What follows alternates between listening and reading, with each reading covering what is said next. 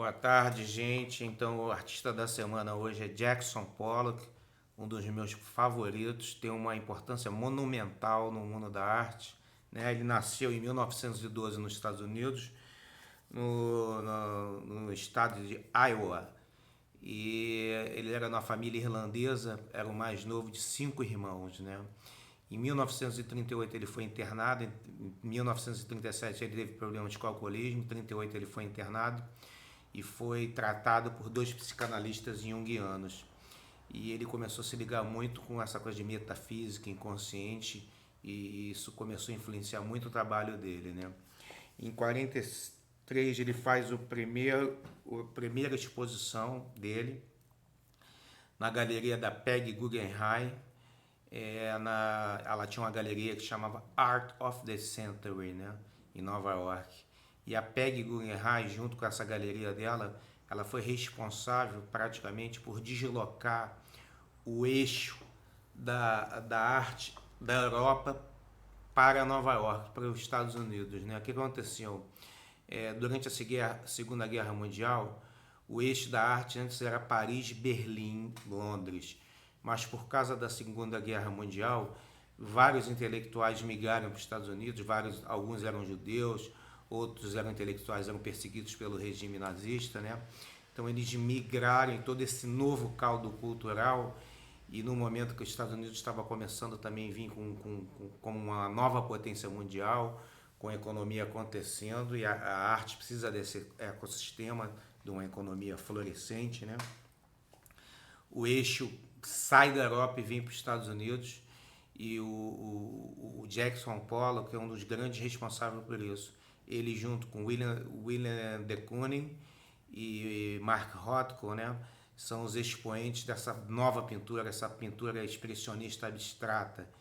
E curioso porque são telas em dimensões gigantescas que também representavam toda essa possibilidade do espaço, a possibilidade que na Europa não tinha, né?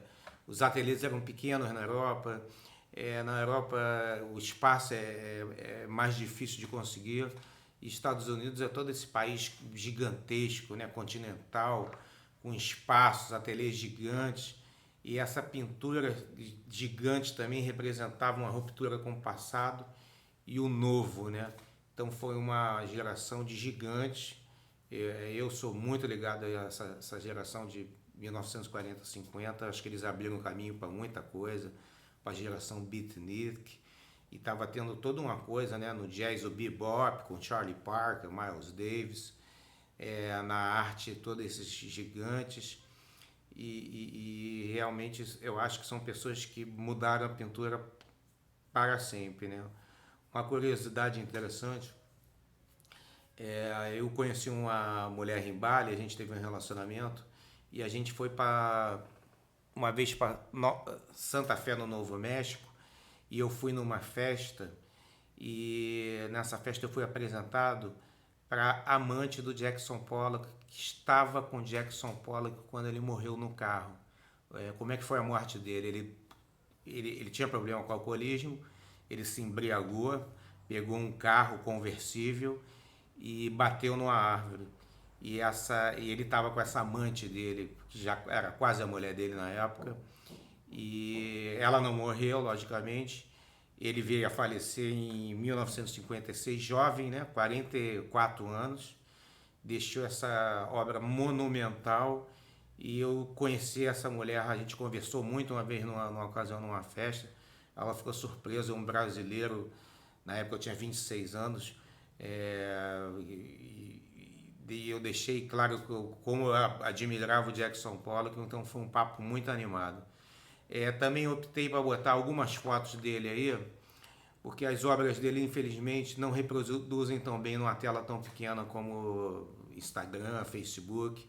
Então botei umas fotos das pessoas em relação ao tamanho da tela dele, e ele pintando, que eu achei que seria mais impactante.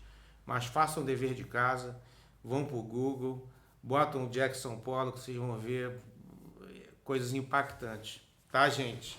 Abraço aí, bom fim de semana para todos.